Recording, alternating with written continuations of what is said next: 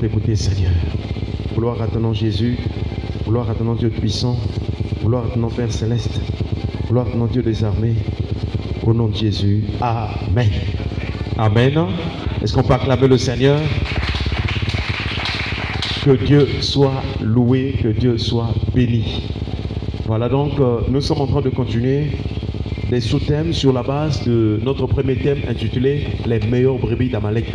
Et nous avons déjà rappelé que avant que nous y arrivions au verset 9 pour en parler, alors Dieu nous a conduit donc dans quelques versets qui commencent le chapitre 11 de 1 Samuel. Donc nous sommes en train de voir le verset 1, le verset 2, le verset 3 et présentement nous sommes au verset 5. Et au verset 5, Dieu nous montre comment est-ce que Saoul va prendre le chemin pour aller vers Amalek. Il va prendre la route pour aller vers Amalek. Et donc, dans 1 Samuel chapitre 15 verset 5, il est écrit: Saoul marcha jusqu'à la ville d'Amalek et mit une embuscade dans la vallée. Est-ce qu'on peut acclamer le Seigneur?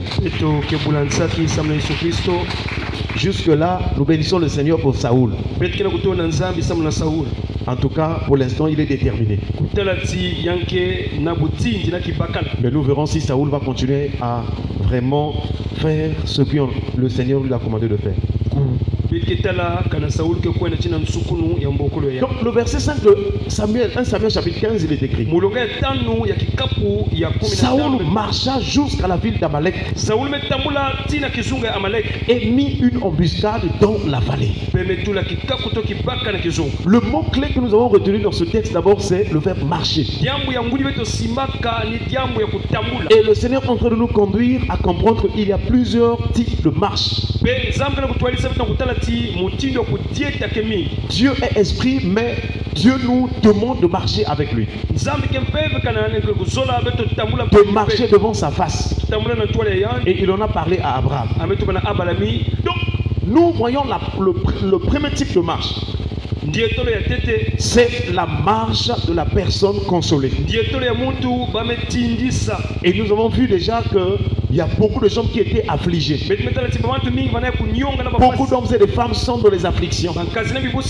Et quand Jésus arrive pour son ministère terrestre, lorsqu'il rencontrait les affligés, en accomplissement de Ésaïe chapitre 61, parce que là il est dit pour consoler tous les affligés de Sion. Chers frères et sœurs, nous avons déjà rappelé que Sion, c'est l'image aussi de ceux qui se confient en l'Éternel. Ceux qui croient, ceux qui ont confiance que Dieu peut faire quelque chose de leur vie. Ceux qui croient que Dieu est tout puissant. Chers frères et sœurs, il y a beaucoup des affligés qui ont rencontré Jésus, mais sur la base de la foi, Jésus les a guéris. Et Jésus disait souvent: ta foi t'a sauvé. Est-ce qu'on peut acclamer le Seigneur? Nous commençons donc encore un autre type de marche. Le deuxième type de marche, en dehors de la marche d'une personne consolée, c'est la marche sur les ennemis. La marche sur les ennemis. Et déjà depuis dimanche, nous avons vu Luc chapitre 20. Et là, il est fait mention d'un texte de David. Luc chapitre 20, le verset 42 à 44. Nous voyons déjà dans les premières parties, il est dit, David lui-même dit dans le livre des psaumes: le Seigneur a dit à mon Seigneur: assieds-toi à ma droite jusqu'à ce que je fasse de tes ennemis ton marchepied.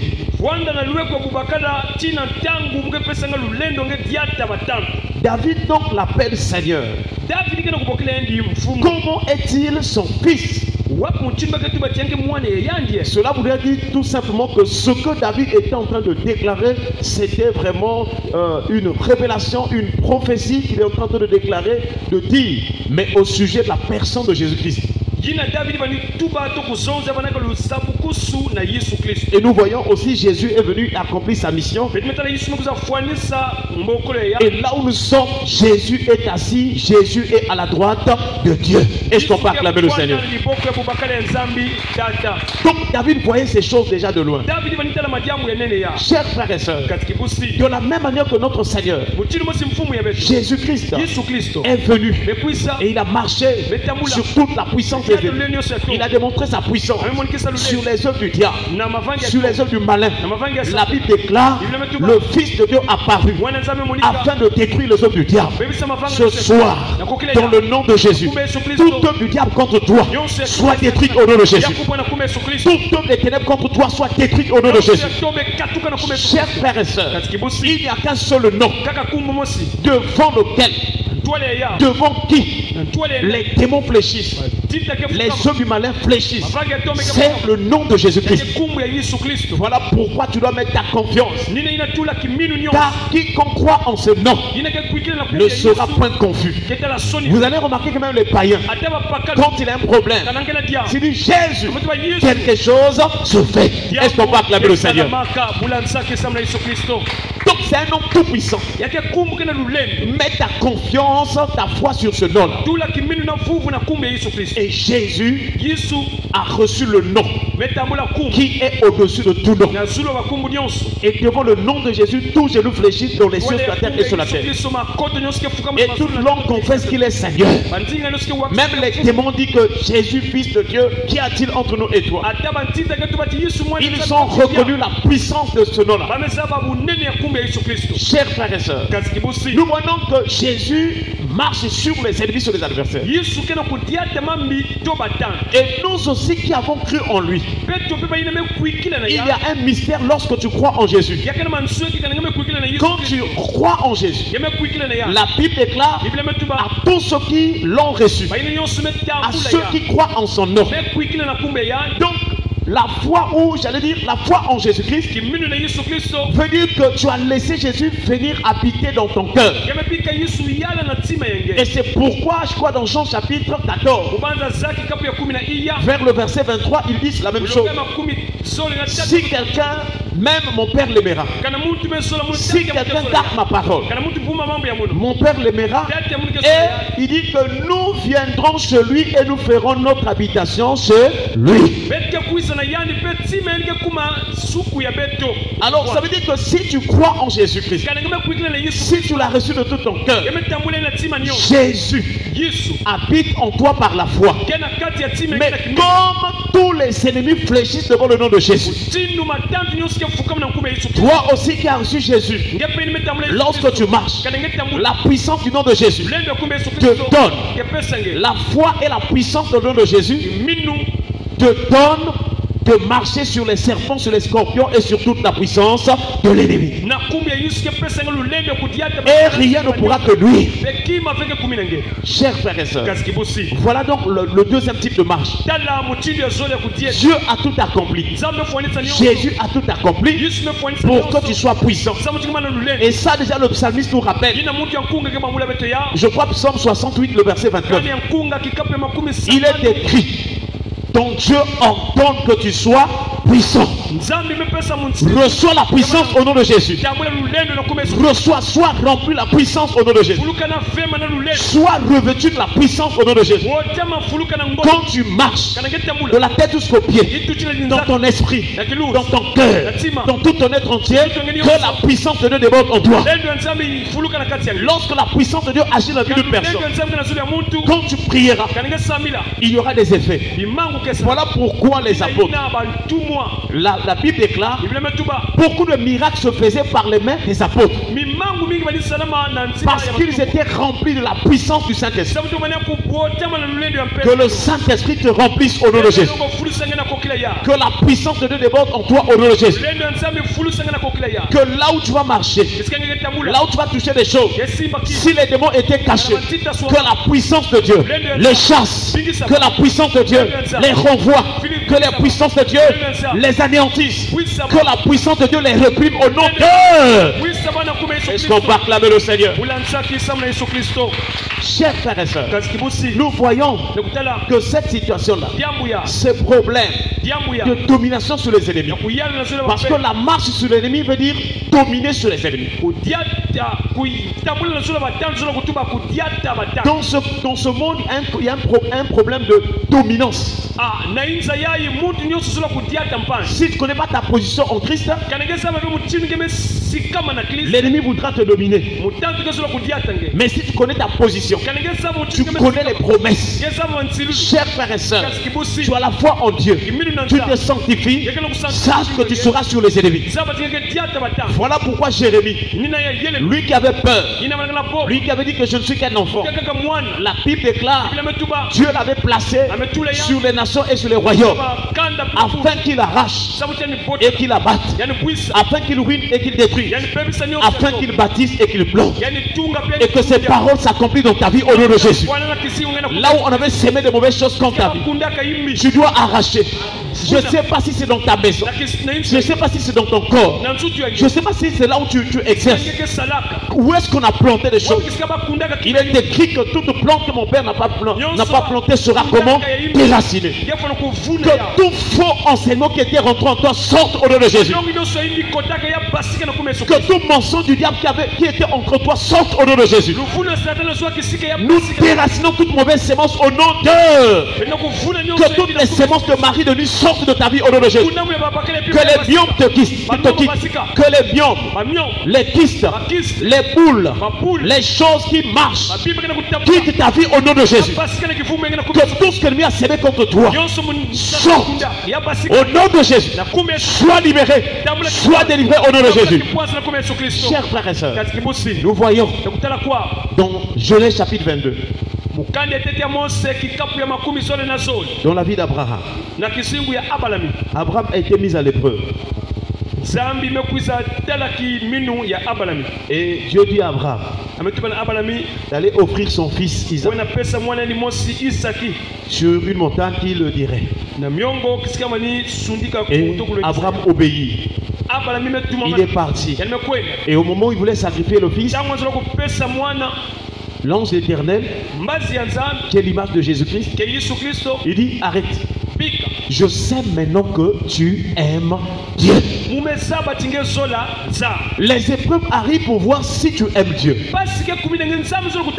Voilà pourquoi tu dois être patient de l'affliction. Même si tu traverses une situation difficile, quelle que soit sa durée, tu dois attendre. Tu dois attendre. Parce que après que tu aies eu la victoire dans les épreuves, tu vas avoir l'espérance. Et cette espérance-là te donnera d'entrer en possession de ce que tu as demandé de la part du Seigneur au nom de Jésus. Alléluia. Et nous voyons Abraham, il a persévéré et il a fait ce que le Seigneur lui avait demandé. Mais le Seigneur dit non, ne tue pas l'enfant parce que je sais maintenant que tu m'aimes. Ensuite Dieu va commencer à parler à Abraham au verset 17 de Genèse chapitre 22. Il va dire je te bénirai et je multiplierai ta postérité comme les étoiles du ciel et comme le sable qui est sur le bord de la mer. Et ta postérité possédera la porte de ses ennemis. Est-ce qu'on peut acclamer le Seigneur? Voilà la promesse que Dieu donne. Rappelle encore à Abraham. Cette promesse est liée à la postérité d'Abraham. Or, nous savons que cette postérité, c'est une personne. Paul qui a reçu la révélation sur le mystère de Christ, sur cette révélation-là, sur ce mystère du salut, lui qui a reçu cette révélation de savoir que les païens aussi sont co-héritiers et participent à la même promesse. Chers frères et sœurs, Paul, il va rappeler que lorsque la promesse a été faite à Abraham, il ne lui a pas été dit que cette promesse se fera sur les descendances ou aux descendances, mais sur la descendance, sur la postérité, à ta postérité. Et cette postérité, cette descendance, c'est la personne de Jésus-Christ. Voilà pourquoi tous ceux qui croient en Jésus-Christ comme Seigneur et Sauveur sont fils d'Abraham. Et de la même manière que Dieu a dit à Abraham que ta postérité possédera la porte de ses ennemis. J'aimerais te dire, si tu as la foi en Jésus, tu es fils d'Abraham et Dieu te donne de posséder la porte de tes ennemis. Il te donne de posséder la porte de tes ennemis. Chers frères et sœurs, posséder veut dire dominer. Posséder veut dire maîtriser. Posséder veut dire s'emparer. Chers frères et sœurs, quels que soient les combats que tu es en train de traverser, sache que celui qui habite en toi est plus grand que celui qui est dans le monde. Tu dois aller de l'avant. Tu dois prospérer. Tu dois réussir. Tu dois être la tête et non la queue. Tu dois être en haut et non en bas. Car Daniel, même quand il était esclave à Babylone, lorsqu'il est arrivé, Dieu lui a donné l'intelligence 10 fois supérieure à ceux qui étaient là. Et tout le temps qu'il est resté là, Daniel était en haut et non en bas. Chers frères et sœurs, ne regarde pas ce que tu traverses. Regarde à la puissance de Dieu. Mets ta confiance en Dieu. Tous les jours confesse que je suis la tête. Je ne suis pas la queue. Ça marchera. Quels que soient les combats, ça marchera. Parce que mon Rédempteur est vivant. La Bible déclare dans Hébreux que Jésus, quand il était mort, il est revenu à la vie. Et il demeure vivant. C'est le seul souverain sacrateur qui demeure vivant à perpétuité. Et le but pour lequel il demeure vivant, c'est pour intercéder en faveur de tous ceux qui s'approchent de Dieu par lui. Est-ce qu'on peut acclamer le Seigneur?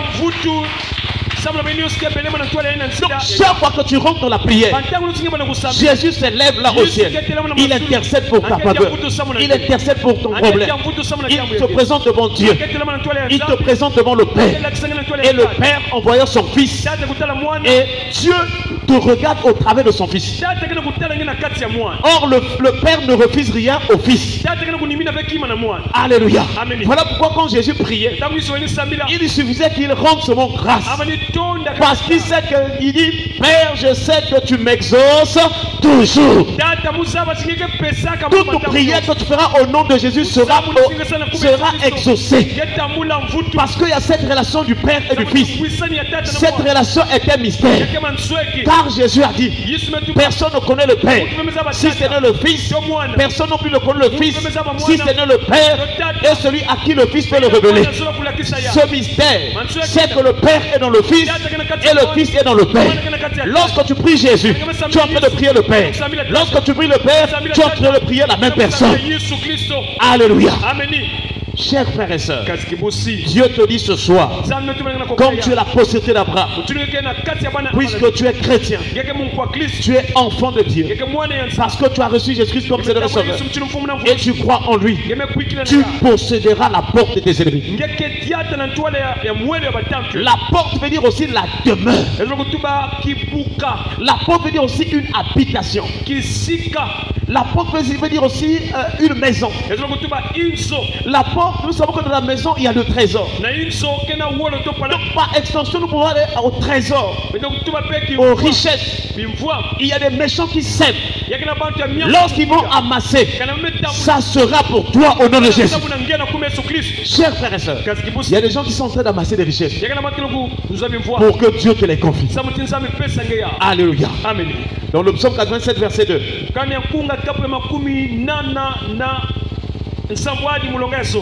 l'Éternel aime, il écrit, l'Éternel aime les portes de Sion plus que toutes les demeures de Jacob. Donc on parle de demeures aussi, on parle des portes, on parle des demeures, il s'agit aussi, chers frères et sœurs, des demeures. Il y a donc un lien entre les portes et les demeures. Mais retiens cela. toi aussi tu es fils d'Abraham parce que tu crois en Jésus-Christ. Et nous déclarons ce soir dans le nom de Jésus. Cette année est une année de victoire. Cette année est une année de conquête. Cette année est une année où tu dois réussir. Si l'année passée tu n'as pas réussi, cette année, en tout cas, la parole doit s'accomplir en ta faveur. Il te dit, comme il avait dit à Abraham, tu posséderas la porte de tes ennemis. Tu posséderas, tu régneras, tu domineras sur tes adversaires. Marche devant tes adversaires au nom de Jésus. Dans les rêves, sois plus que vainqueur. Quels que soient les pièges de nuit comme de jour, quand tu arriveras quelque part, que tous ces pièges-là soient détruits par la puissance de Dieu. Alléluia. Chers frères et sœurs, le Seigneur te dit, tu posséderas la porte de tes ennemis. Est-ce qu'on peut acclamer le Seigneur? Baisse les têtes dans la prière. Tu vas remercier le Seigneur pour sa parole. Tu vas dire merci au Seigneur pour cette parole. Élevons-nous à prier le Seigneur au nom de Jésus.